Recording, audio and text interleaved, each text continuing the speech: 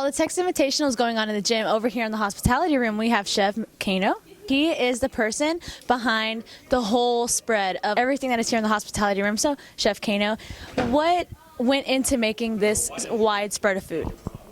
Okay, so we split the work. Chef Guerra took some of the shifts, and then my students were responsible for some of the shifts. So the inspiration for it on my part was dishes that would teach my students the most essential techniques of cooking. So things like roasting, braising, sauteing. So I devised the menu where they would have to incorporate those techniques, baking as well. They were in charge of making 300 biscuits and over 100 rolls. So that was my going into it. Also, cost effectiveness. What can we do with the funds that we have available? So you have to think of menu items that will be delicious but also friendly on the budget.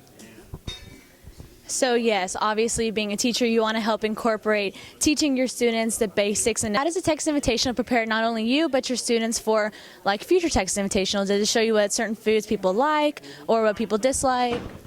Right, so the preparation for itself began about a month ago when I decided what the menu was. And like any sport, basketball being the highlight here, you have to practice until you're fed up. And that way the day you have to perform, it becomes second nature. So these guys have been practicing biscuits for a month and a half.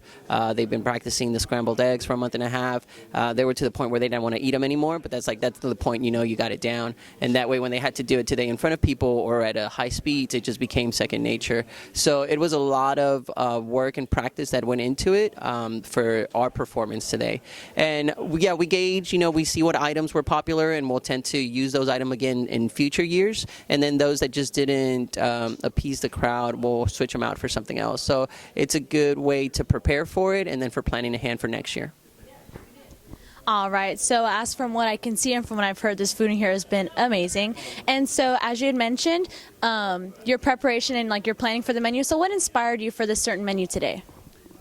So we were looking for more of a home feel. We're close to the holidays, Thanksgiving, Christmas around the corner. So we wanted dishes that remind people of those kind of moments. So, that's why we had the mashed potatoes, baked potatoes.